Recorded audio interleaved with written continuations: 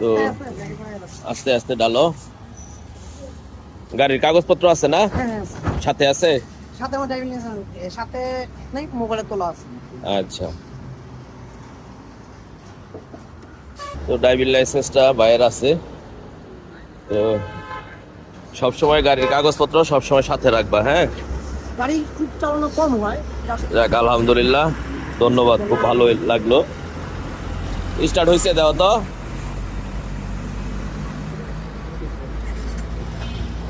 আলহামদুলিল্লাহ, দেওয়া তো গিয়ার নেয়। হ্যাঁ, রাখ, আলহামদুলিল্লাহ। পিক আপ নিতেছে না তো, সাইলেন্ট দিতেছে যে কে নিছে। তো এখন অনুভূতি কি তোমাদের? আলহামদুলিল্লাহ ভালো, আপনাকে পাইলাম। এখন একটু হাসো, মনটা খুললে একটু হাসো। হ্যাঁ, এত রাতের বেলা একটা মানুষের মধ্যে হাসি উঠাইতে পারছি, এর চেয়ে বড় কি প্রাপ্তি আছে মানুষের? তোমার আলহামদুলিল্লাহ অনেক খুশি লাগতেছে। অনেক খুশি লাগতেছে তোমার? তাহলে কি এখানে আমরা কি একটা শিক্ষা কি নিতে পারি এখান থেকে? শিক্ষা আসলে আমিও গাড়িটা সবসময় প্রতিনিয়ত গাড়িটা চেক করি, তেল বের করি। তো আজকে তার ওরা ছিল, তার জন্য চেক করতে পারি নাই। আসছি না, বন্ধ হয়ে আছে। আচ্ছা, যাই হোক, সবসময় গাড়িটা একটু বাসা থেকে যখনই বাইর করি তখন আমরা একটু দেখে শুনে বাইর করা, তেলটা কতটুকু আছে দেখা।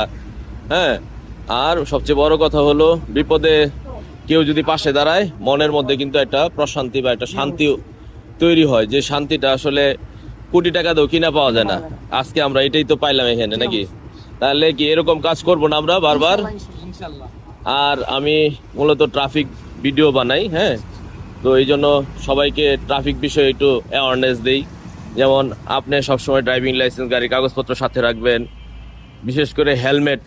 কারণ বাইকাররা হেলমেটের কারণে কি অনেক সময় ছোটোখাটো দুর্ঘটনায় অনেক বড় ক্ষতি হয়ে যেতেছে। পা ভেঙে যা বা মাথায় আঘাত পড়লে অনেক সময় মৃত্যুর ঝুঁকিও মধ্যে পড়ে। এই জন্য কি বেশি বেশি সবাইকেই হেলমেট পরা দায়িত্ব আমাদের। এটা মূলত তো আপনি একজন ছাত্র নেতা হিসাবে আপনিও আপনার যারা ছাত্র ভাইয়েরা আছে সবাইকে বলবেন।